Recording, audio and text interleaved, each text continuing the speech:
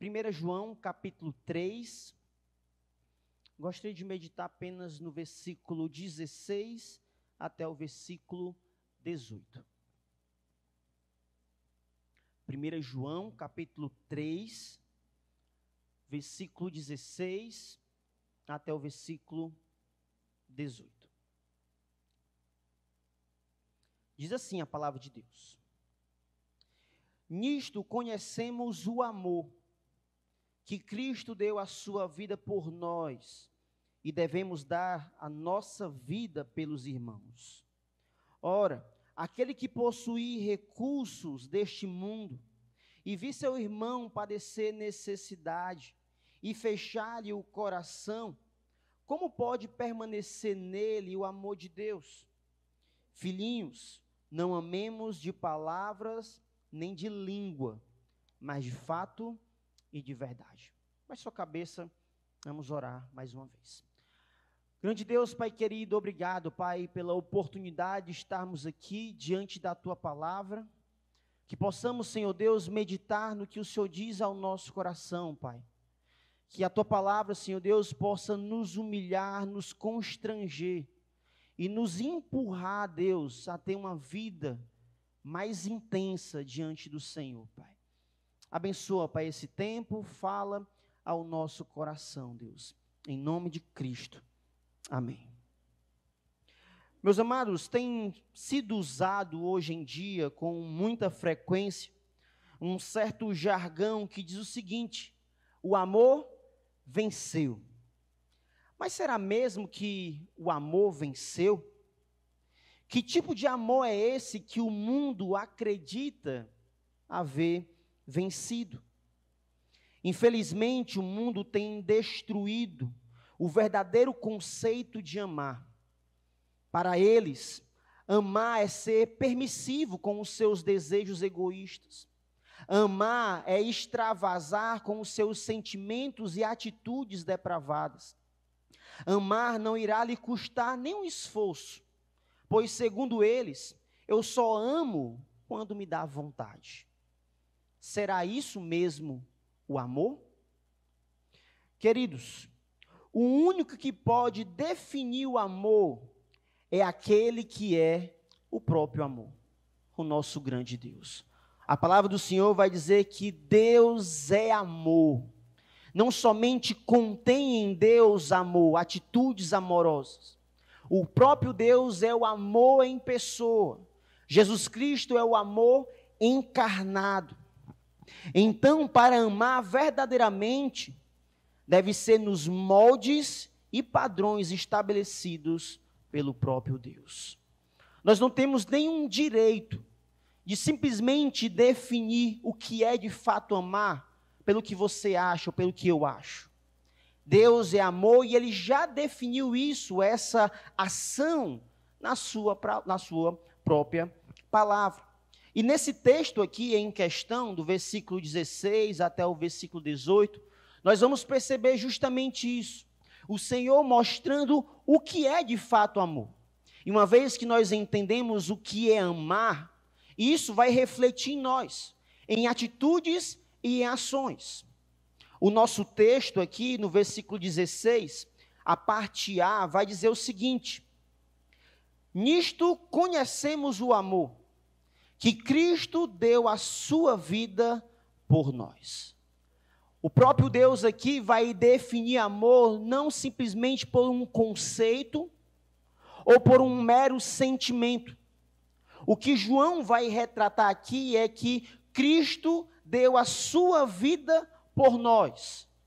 Amar para Deus é isso, é entregar o seu próprio filho como uma prova de amor, por aquilo que ele tinha de interesse por nós, os seus planos, o que Deus pretendia com a sua criação. Ele envia o seu próprio filho para nos amar. O que João faz aqui é simplesmente estabelecer o padrão perfeito do que é, de fato, o amor. E ele mostra aqui, de uma forma clara, o exemplo do Senhor Jesus Cristo. E Cristo aqui na palavra, ele não se ateve a explicar o que de fato é amor. Jesus não explica o que é amar, Mas Jesus, ele prova o que é de fato o amor. E é justamente isso que a gente percebe na obra de salvação de Deus, na obra de sacrifício do próprio Senhor Jesus Cristo.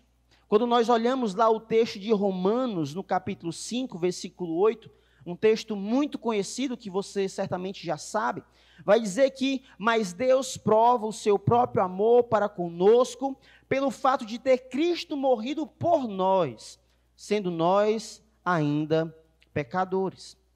O texto de 1 João, no capítulo 4, versículo 9 e 10, vai dizer isso. Nisto se manifestou o amor de Deus em nós, em haver Deus enviado o seu Filho unigênito ao mundo, para vivermos por meio dele. Nisto consiste o amor, não em que nós tenhamos amado a Deus, mas em que ele nos amou e enviou o seu Filho como propiciação pelos nossos pecados. O texto aqui, ele não simplesmente vai definir meramente com palavras, mas o que nós podemos perceber é o texto mostrando em ações o que é de fato amar.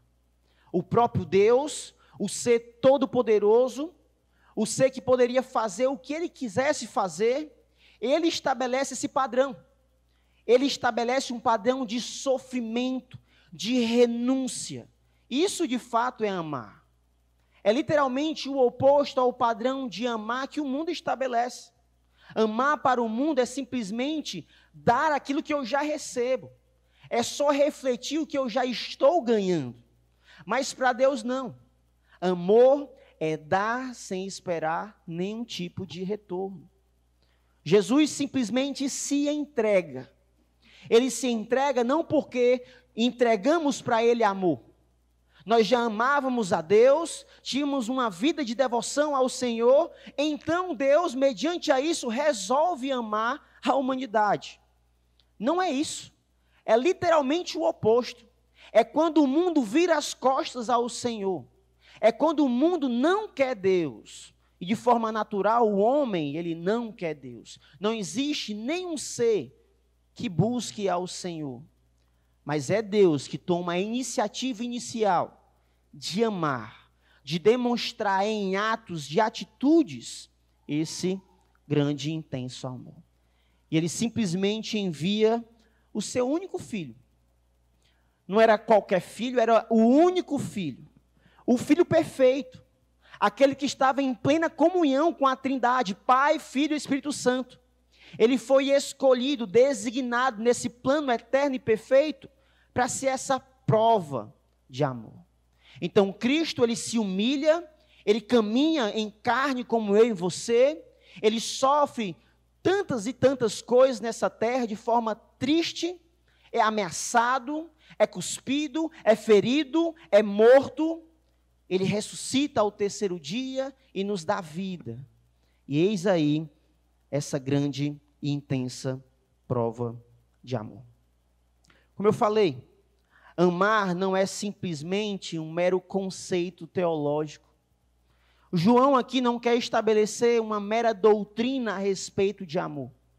O que João tem como entendimento aqui é, se eu entendo que Deus é amor, cabe a mim, que sou filho dele, que faço parte dessa família celestial, eu preciso agora refletir também esse amor. Não é à toa que o próprio João vai dizer que nós amamos porque ele, o nosso Deus, nos amou primeiro. Você só tem a capacidade de amar, porque antes houve um Deus que lhe amou da forma que lhe amou, entregando o seu único filho. E isso requer de nós uma espécie de atitude. Não dá para você observar, entender o amor divino e ficar parado. Não dá. Porque o amor do Senhor nos constrange. Ele nos constrange a nos movimentar. Não é à toa que é estranho você ser um crente e não desempenhar amor. É como se a natureza divina ainda não estivesse habitando em você. É como se Deus ainda não lhe tivesse como filho. Você ainda não tivesse passado pelo processo de mudança, de restauração. Você ainda não compreendeu o Evangelho. você ainda não experimentou de forma viva o que é amar.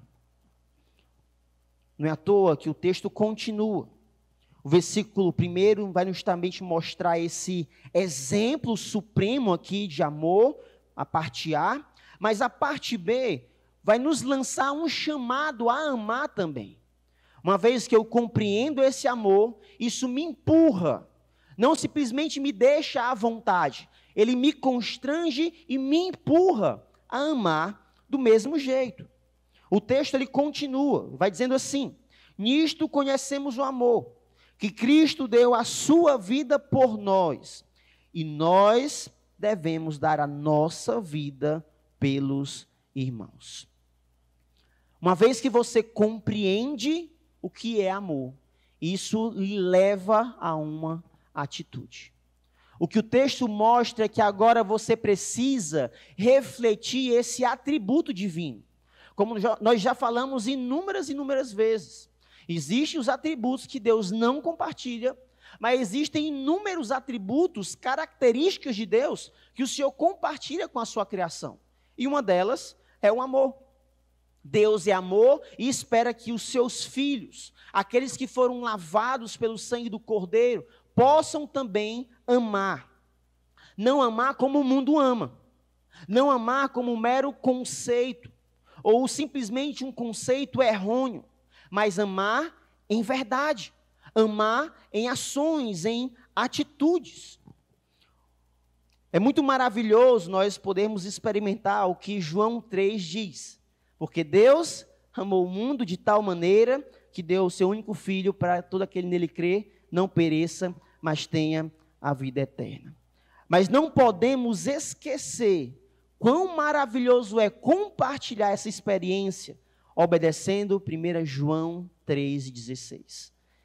É interessante, né? João 3,16 fala desse grande amor. E 1 João 3,16 ainda continua falando desse amor. Porém, agora fugindo somente do conceito do que é amar e trazendo a nós essa implicação prática. O crente, ele tem e deve também amar. John MacArthur ele vai dizer o seguinte: o amor não é um simples dever opcional para uma pessoa que se diz cristã, mas uma prova positiva que ela verdadeiramente nasceu de novo. Pois só amamos porque Ele nos amou primeiro. Entendido até então? Deus é amor e Ele espera que você, como um filho, como um crente, possa também amar o seu próximo. Agora, o versículo 17, ele começa a estabelecer de forma prática o que é amar. Ok, pastor, eu sei que eu preciso amar o meu irmão de uma forma intensa. Se necessário for, eu preciso dar a minha vida para ele. Mas de forma prática, no dia a dia, como é que funciona isso? O versículo 17, ele entra aqui justamente para clarear um pouco isso, nos dá de forma prática como é que nós devemos caminhar nesse amor. O versículo 17, ele vai dizer assim: ora, aquele que possui recursos deste mundo e vi seu irmão padecer necessidade e fechar-lhe o coração, como pode permanecer nele o amor de Deus? João aqui não está dando um exemplo fechado, amor somente é isso, claro que não. Ele está simplesmente dando um exemplo prático. E esse exemplo é simplesmente você observar as necessidades dos irmãos. É você não somente olhar para as suas próprias necessidades, não somente olhar para o seu próprio umbigo, mas é olhar também à frente e ver que alguém também pode estar passando necessidade. E se esse alguém está passando necessidade, cabe a mim ir lá e suprir, e ajudar. Mas é interessante que o nosso texto ele vai destacar alguns verbos específicos. Ele vai dizer assim: ora, aquele que possuir recursos deste mundo, e vi, a ideia de você observar e ver o irmão com necessidade, e fechar o coração. É alguém que tem condições, é alguém que viu a necessidade e alguém que fechou o coração. A conclusão de João é: o amor de Deus não está nessa pessoa. Meus amados, o somatório de tudo isso, possuir, observar e fechar o coração, não é nada menos do que negligência, omissão, falta de amar. Você tem os meios necessários. Você tem a pessoa, o seu alvo, que necessita e que você pode suprir. E simplesmente você vira as costas como se nada estivesse acontecendo. Isso é crueldade. Isso é desumano. Isso é falta de amor. Isso é falta de empatia. Isso não é vivenciar o que você recebeu de Deus. Porque o que nós merecíamos de Deus era Deus virar as costas para a gente. Era isso que nós merecíamos. Foi isso que Deus fez com o Filho na cruz. O Pai virando o rosto, porque no Filho havia ali o recebimento de pecados. O Senhor morrendo por nós, pelos nossos pecados naquele madeiro. Nos purificando, nos dando essa oportunidade de salvação. Nos salvando do império das trevas. Nos concedendo de forma intensa e sacrificial todo o amor que Ele poderia nos dar.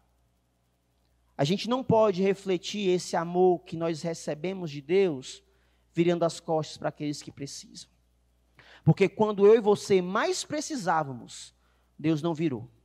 Muito pelo contrário, Ele sacrificou o seu próprio Filho e entregou a Ele em sacrifício por nós, pecadores. E cabe a mim e a você nos entregarmos agora em sacrifício a amar os nossos irmãos da mesma forma.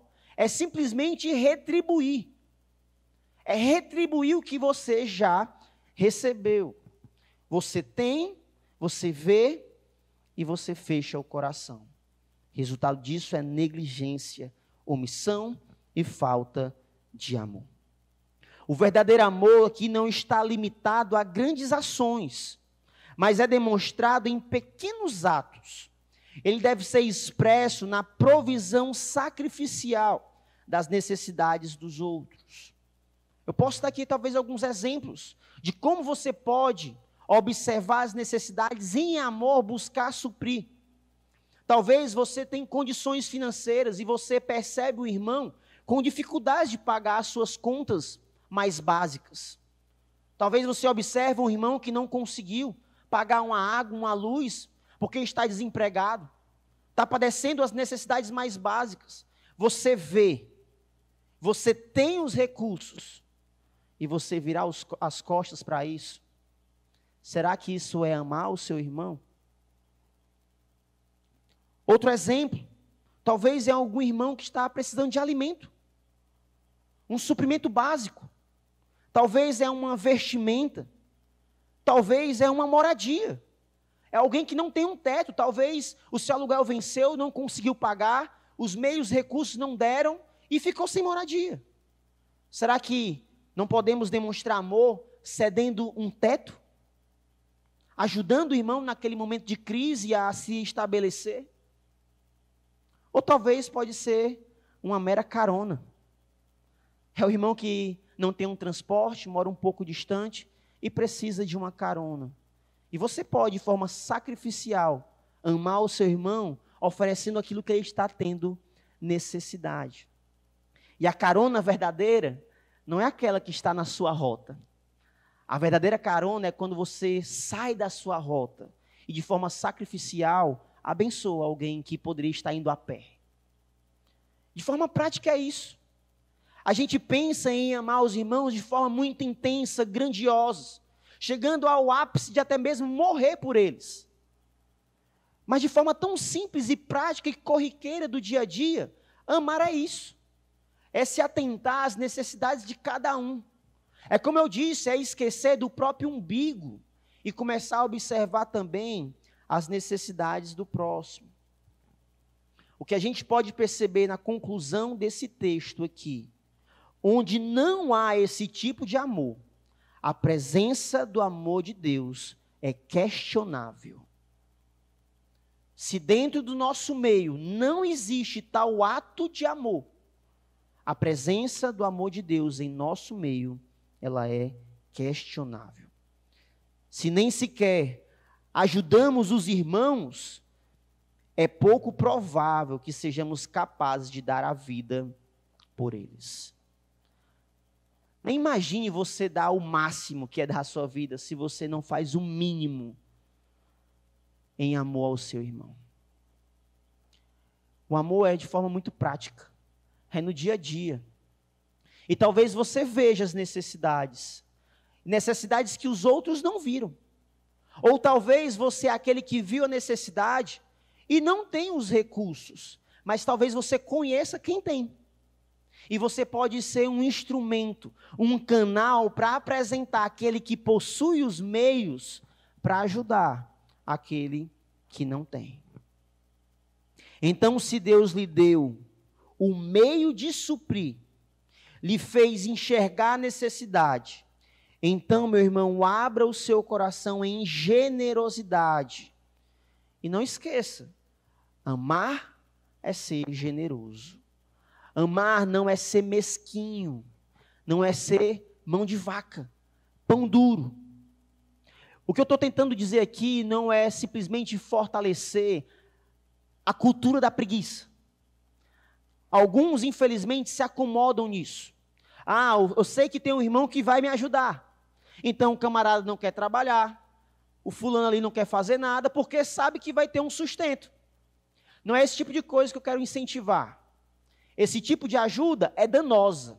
Se você percebe que simplesmente estão esperando as coisas cair do céu, sem se movimentar, sem buscar ver os meios, está desempregado, mas está correndo atrás do emprego, ou simplesmente está desempregado e não faz nada, dar o sustento é alimentar a preguiça. Dar o sustento talvez é você colaborar com o pecado do irmão. Talvez o que o irmão vai precisar naquele momento é uma confrontação. Mas não sendo esse o caso, não sendo esse ponto específico de irresponsabilidade com as responsabilidades que cada um sabe que tem que ter, não sendo essa situação, sendo de fato um caso de necessidade real, uma crise, alguém perde o emprego, talvez o marido de alguém falece e se encontra numa situação talvez triste ali, necessitado, carente, e simplesmente fechar os olhos, isso é desumano. Isso não é desempenhar generosidade. Isso não é amar. Acabei de falar um pouco a respeito da generosidade. O que será que a Bíblia fala sobre ser generoso? Se a gente entende que amar é você ser generoso, é você ser sacrificial, dar até mesmo além do que você pode, em prol, em amar alguém. O que a Bíblia fala sobre generosidade? Eu separei aqui alguns textos que vão justamente caminhar nesse mesmo sentido. O generoso aqui, perante a Bíblia, ele será abençoado por Deus. Abra sua Bíblia aí em Provérbios 22, o versículo 9. Provérbios 22, 9, vai dizer assim: o generoso será abençoado, porque dá o pão ao pobre. É quando você dá, na nossa cabeça nós estamos perdendo, está subtraindo o que eu tenho. Mas na matemática de Deus é quando você dá, você ganha mais. É uma matemática diferente da matemática do mundo. O generoso será abençoado. Por quê? Porque ele dá o pão ao pobre. Provérbios 11, 24 e 25. Provérbios 11, 24 e 25 diz assim: a quem dá liberalmente, ainda se lhe acrescenta mais e mais. Ao que retém mais do que é justo, ser-lhe-á em pura perda. A alma generosa prosperará, e quem dá a beber será descedentado. Consegue perceber? Quem dá de forma liberal, em abundância, vai ser acrescentado mais e mais. Mas aquele que retém de uma forma que não é justa, ele vai perder. Ele vai ser subtraído. A alma generosa, ela prospera. Aquele que dá água para beber, ele é saciado. É uma matemática totalmente diferente do que o mundo ensina. Se eu dou, eu estou perdendo. E eu não quero perder. Porque eu quero desfrutar do bom e do melhor. Mas para Deus, quanto mais você dá em generosidade para amar alguém que está necessitado, isso é lucro para você. Isso aqui não é teologia da prosperidade não, meu irmão. Isso aqui é bíblico. É o próprio Deus que está dizendo. Quando o meu coração é generoso, o Senhor acrescenta, Ele me abençoa. E o mais interessante, muitas vezes, a gente acha que ser generoso é ser rico. Eu sou rico, eu tenho em abundância, então eu vou ser generoso. As pessoas mais generosas são as que possuem menos. Muitas vezes, aqueles que possuem mais são aqueles que são apegados ao dinheiro. Tem um amor grudento ao dinheiro material desse mundo. E são mesquinhos. Não dão. Geralmente, os mais generosos são aqueles que possuem menos. É justamente isso que o outro ponto vai dizer. Para ser generoso, não é necessário ser rico. 2 Coríntios, capítulo 8, verso 1 e 2, vai dizer assim: também, irmãos, vos fizemos conhecer a graça de Deus concedida às igrejas da Macedônia, porque no meio de muita prova de tribulação, manifestaram abundância de alegria, e a profunda pobreza deles superabundou em grande riqueza da sua generosidade. Nós estamos falando aqui da igreja da Macedônia, aquela igreja que supriu as necessidades do apóstolo Paulo. Não somente uma vez, mas duas. Deram o que podiam e além das suas posses. O que o texto vai dizer é que eles não eram uma igreja com muitos recursos financeiros. Muito pelo contrário, era uma igreja atribulada, cheios de problemas, porém, eles tinham uma abundância de alegria com o privilégio de poder participar da obra de Deus. Eles deixavam de lado as suas próprias provações e tribulações e observavam as necessidades dos outros. Eles deixavam de lado as suas próprias necessidades e passavam a olhar as necessidades do outro. E supriram aqui as necessidades do apóstolo Paulo. Em meio a grandes tribulações, a pobreza deles era tremenda. Porém, eles foram ricos em generosidade. Para ser generoso, não precisa ser rico. Para ser generoso, precisa simplesmente abrir o coração e abençoar alguém. Tem pessoas que têm 10 quilos de arroz em casa e dá um. Isso não é ser generoso. Ser generoso é quando você tem 2 e você vê alguém passando fome, você dá mais um e você vai ficar só com um. Ser generoso é quando você só tem um pacote e você vê alguém passando fome, você divide o meio pacote. Isso é ser generoso. Lembra lá da viúva? Ela deu as moedinhas, tudo que tinha. Ela foi generosa para com a obra, mas a gente pode ser generoso também para com as necessidades dos irmãos. Suprir. É dividir os fardos. É sofrer junto. É não simplesmente deixar o irmão passar por aquilo só. Você passa com ele. Chama ele de lado. E sofre junto com o seu irmão. E ser abundante em graça e generosidade para com ele. A generosidade promove alegria ao nosso coração. Alguns acham que pelo fato de estar dando, vão perder, vão ficar com menos. Mas não é essa a motivação que você precisa ter. É o oposto, você precisa se alegrar. Atos, capítulo 20, o versículo 35, nós temos um texto muito conhecido, que diz assim, Atos 20, 35. Tenho-vos mostrado em tudo que, trabalhando assim, é essencial socorrer os necessitados e recordar das palavras do próprio Senhor Jesus. mas bem-aventurado é dar do que receber. Bem-aventurado, alegre, feliz aquele que dá. É muito mais alegria em seu coração quando você abençoa alguém do que simplesmente só ganhar, receber. O mundano tem esse pensamento. Quanto mais ele ganha, melhor o seu ego, maior a sua alegria. Quanto mais ele dá, ele fica triste. O crente não, é o contrário. Quanto mais o crente é generoso, ele se alegra. Quanto mais ele ganha, ele se constrange. Meus amados, isso de fato é ser generoso. Isso de fato é amar. É se alegrar com a bênção de poder participar do suprimento daqueles que precisam. Amar por meio da generosidade é vivenciar uma fé autêntica. É o que Tiago, capítulo 2, versículo 14 a 17 vai dizer. Meus irmãos, qual é o proveito se alguém disser que tem fé, mas não tiver obras?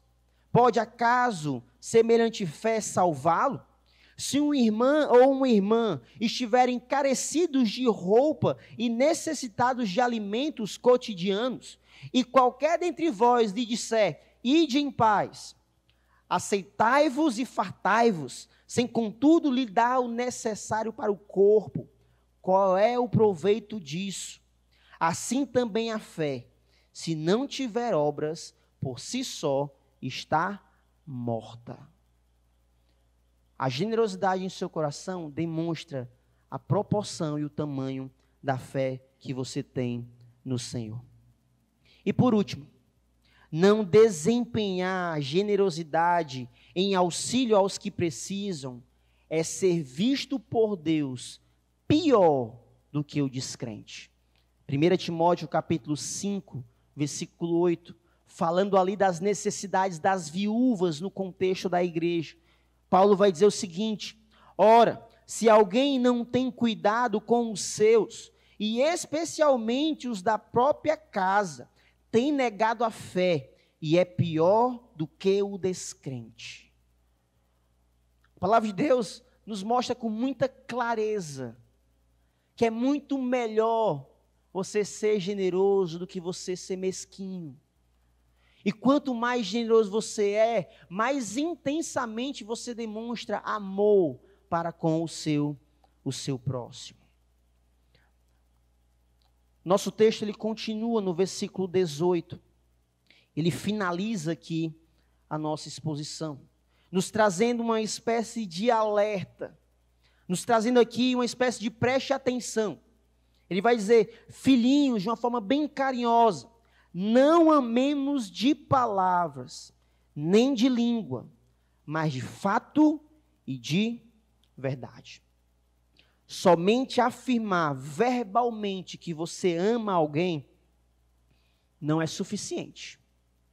É necessário algo mais prático e ativo. Lembrando que amar não é apenas sentir algo por alguém, mas é ser rico em boas obras para com aqueles que necessitam. Não professemos com a língua que amamos, mas provemos com os nossos atos. É o que o texto diz aqui. Não amemos de palavra, de boca, mas de fato, de obras. A palavra fato aqui, no original, traz esse sentido de obras e de verdade. Não é somente aquela pessoa dizer aqui, ó, tamo junto, viu? Ei, conta comigo, beleza? Aí quando as coisas começam a coxar, a pessoa vai contar contigo. E você não está lá para ajudar ela. É claro, talvez naquele momento específico você não tenha. Tudo bem, faz parte. Porém, você tendo, e simplesmente dizer, pode contar. Eu te amo, meu irmão. Estamos juntos. No que você precisar. Fazemos parte da mesma família. Temos o mesmo Pai. Jesus morreu por nós. Desfrutamos do amor divino. É isso, meu irmão. O amor venceu. E simplesmente você não abrir o coração e suprir as necessidades.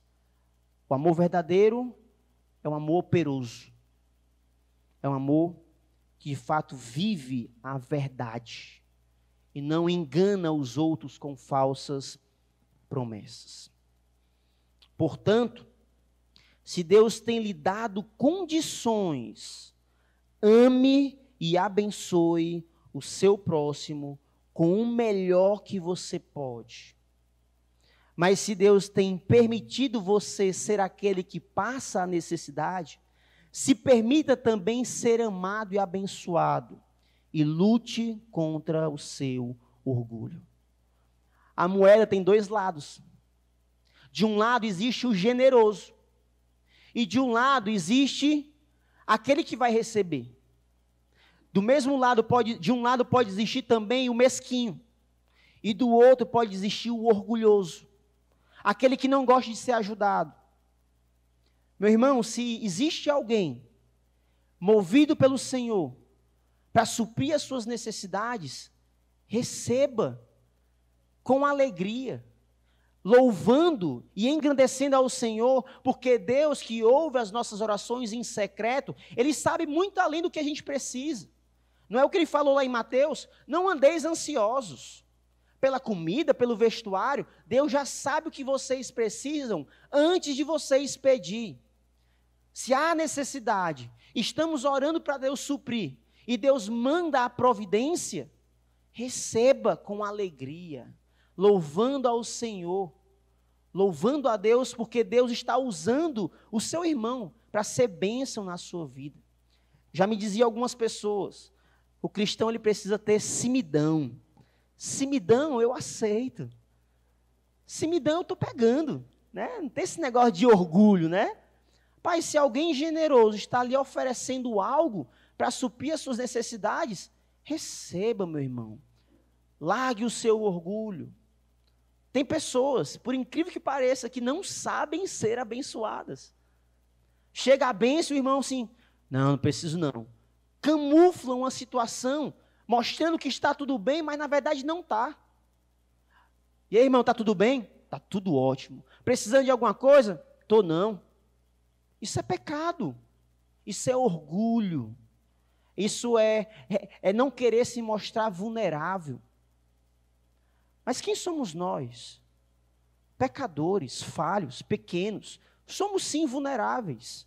E quando precisamos de fato mostrar a necessidade. Porque perceba lá no ponto do versículo 17, alguém, ele tem as condições e ele vê as necessidades. Se o irmão tem as condições, mas não vê as necessidades, como é que ele vai suprir?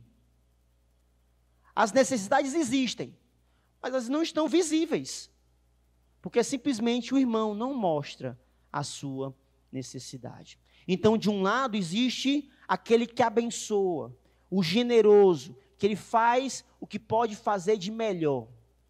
De um outro lado existe aquele que tem necessidade, que ele deve lutar contra o seu orgulho e se permitir ser amado por Deus e pelo seu irmão e pela a sua igreja. Esse deve ser o nosso papel como igreja. É assim que nós amamos. Se você quer amar de outro jeito, ou talvez do jeito que o mundo quer amar, sinto muito, esse não é o amor de Deus.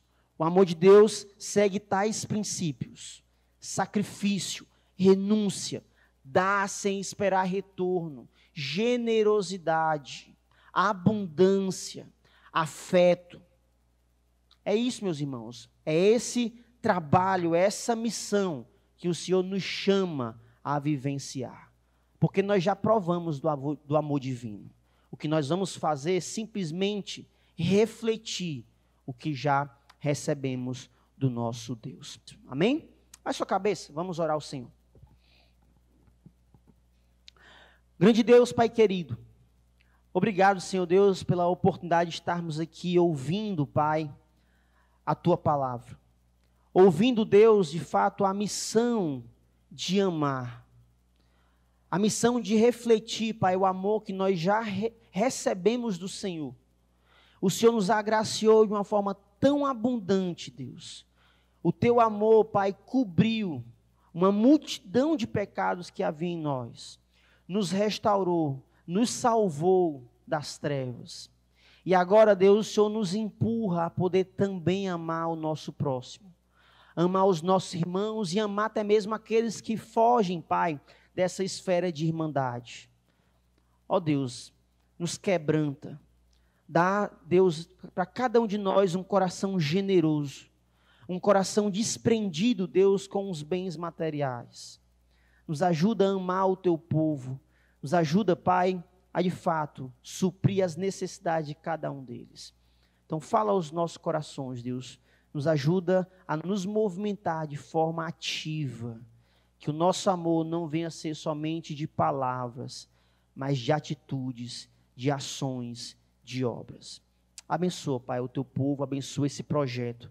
Que possamos alcançar, Deus, os nossos propósitos, os nossos planos, os alvos, Deus, que foram estabelecidos, e com a permissão do Senhor, Pai, o Senhor possa estar abençoando, e isso possa exceder, até mesmo podendo suprir aqueles que estão de fora da igreja, e que o Senhor possa também abençoar aqueles de fora, que possam também estar ajudando, Pai, esse projeto também. Então, muito obrigado por isso, Pai, por essa oportunidade.